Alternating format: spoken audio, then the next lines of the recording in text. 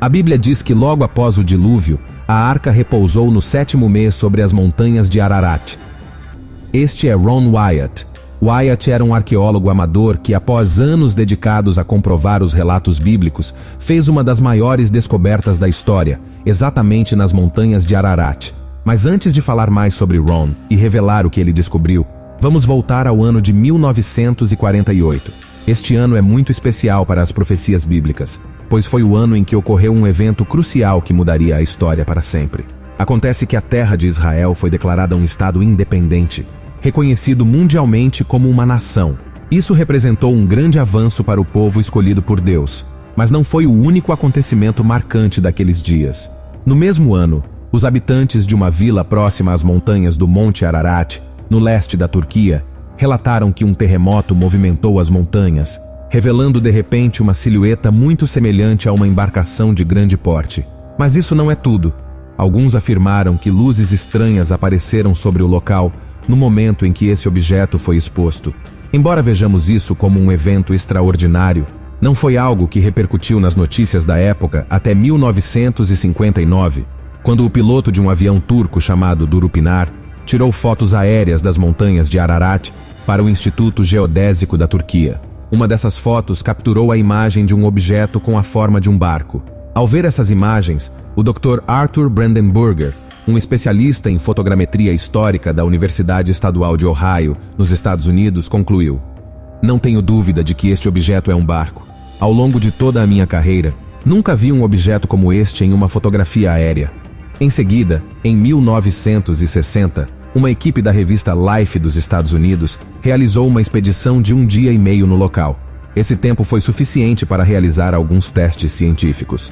Ao chegar, eles fizeram uma explosão com dinamite em um dos lados e, embora algumas madeiras petrificadas tenham sido reveladas, a conclusão deles foi que não havia nada de interesse arqueológico. A única informação relevante para eles era que essa estrutura foi feita pelo homem e não era uma formação natural da Terra. Então, eles deixaram de lado isso. A única coisa que foi feita foi uma publicação na revista com o chamativo título A Arca de Noé, juntamente com a fotografia tirada do ar. Esses pesquisadores nunca imaginaram que a revista chegaria até Ron Wyatt, despertando nele a necessidade de realizar suas próprias investigações e descobrir de forma definitiva se aquilo era ou não a Arca de Noé. Mas afinal, quem é Ron Wyatt?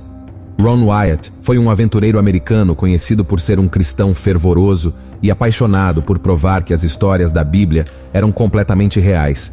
Ele fez quase 100 descobertas relacionadas às Escrituras, sendo esta considerada sua maior conquista.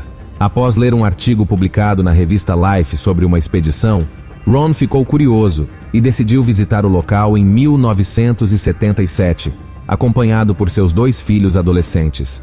Eles não sabiam por onde começar a procurar na vasta área e só tinham 3 dias na região.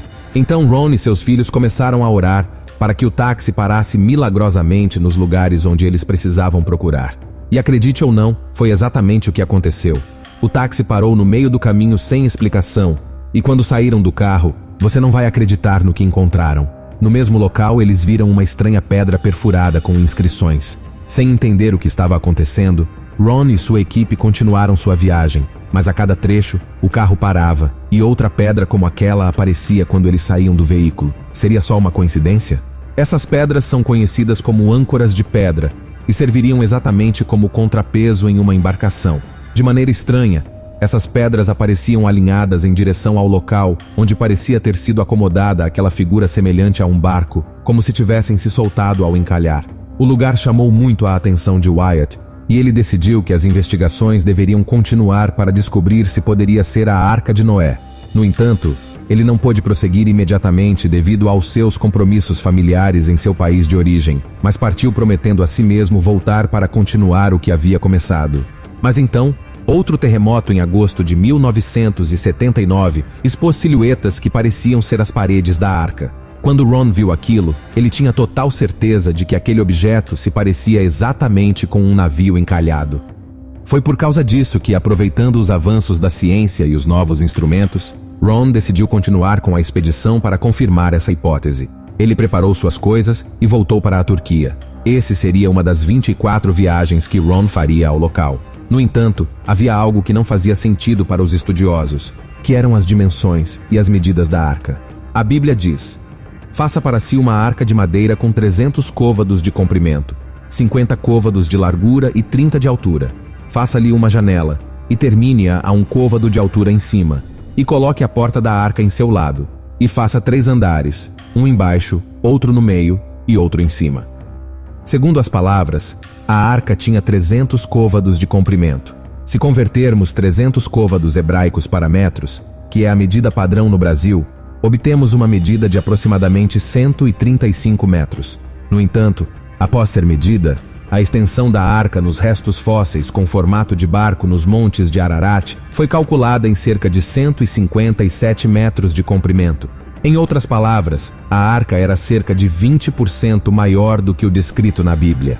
Esse fato era um dos argumentos mais fortes dos estudiosos para negar que essa seja a verdadeira arca de Noé. Mas Ron não pensava assim. Ele estava convencido de que aquela era a arca do dilúvio. E ao refletir, lembrou de um fato histórico que muitos ignoraram. Quem foi o autor do Gênesis? Para aqueles que não sabem, o autor foi Moisés. Embora Moisés fosse hebreu, ele foi criado e educado pelos egípcios. Teria sentido pensar, então, que Moisés não conhecia as medidas dos côvados hebreus, mas sim dos côvados egípcios?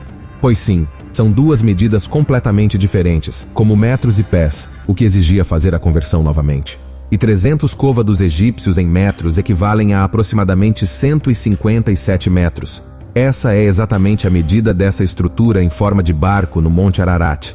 As dúvidas foram se dissipando, e Ron, esse cristão arqueólogo por vocação, estava impressionando o mundo ao provar cada vez mais que estava certo sobre a origem dessa silhueta. As pesquisas avançaram, e o próximo passo da equipe foi escanear o local com um gerador de frequência molecular, que revelou um padrão peculiar de linhas de ferro abaixo do solo. Assim, Ron decidiu investigar o que eram essas linhas, e uma ideia brilhante foi passar fitas ao longo delas. Para surpresa de muitos e alegria de todos, a forma final das fitas era exatamente a forma de um grande navio que tinha as mesmas medidas de largura e comprimento descritas na Bíblia para a Arca de Noé. Se olharmos a foto, qualquer criança pensaria e saberia com certeza que se trata do desenho de um barco. Após essa descoberta surpreendente, um físico enviou amostras ao laboratório para análise e confirmaram que o metal encontrado nas fitas era sem dúvida ferro. Com a largura e o comprimento conhecidos, a única questão restante era a profundidade. Para resolver essa última incógnita, a equipe utilizou um radar de penetração para ver o que estava oculto no solo. O radar mostrou que o navio tinha 3 decks. Os 2 superiores haviam desmoronado, deixando a estrutura inferior intacta. Isso nos dá um total de 3 decks, exatamente a mesma quantidade que Deus pediu a Noé. Este primeiro deck tinha 144 quartos, um número bastante grande. Poderíamos pensar que estava preparado para abrigar muitos animais e criaturas, não é mesmo? Além dos quartos, foram descobertas paredes, cavidades, uma porta perto da frente, rampas e grandes cisternas próximas à proa.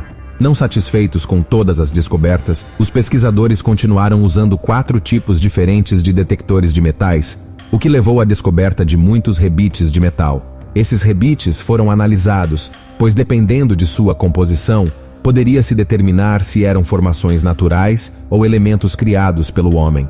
Os resultados encontraram que essas amostras continham alumínio, e o alumínio não é algo natural, mas sim feito pelos humanos, o que era inegável. Essa grande silhueta em forma de embarcação era um barco feito pelo homem. Além disso, o teste também mostrou uma pequena quantidade de titânio, um elemento também feito pelos humanos. Um dos últimos achados das investigações ocorreu quando Ron Wyatt, que estava operando com sua equipe no local perante autoridades turcas, viu um objeto oculto sob a superfície. Esse objeto era, na verdade, um pedaço de madeira da cobertura, um fragmento ideal para ser estudado e verificar se era genuíno, proveniente de alguma árvore e não colocado lá recentemente por alguns homens.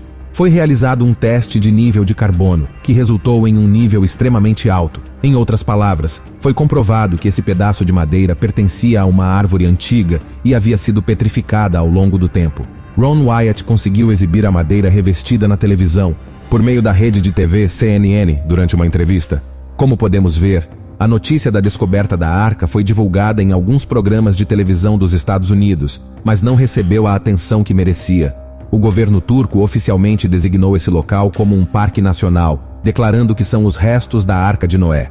Se você viajar para o leste do país hoje, encontrará centenas de placas que orgulhosamente afirmam ser o local oficial da própria Arca do Dilúvio. A história da Arca de Noé é uma das mais conhecidas e controversas da Bíblia. Para alguns, ela é uma história que simboliza o julgamento e a misericórdia de Deus. Para outros, é um relato histórico que comprova a ocorrência do dilúvio global.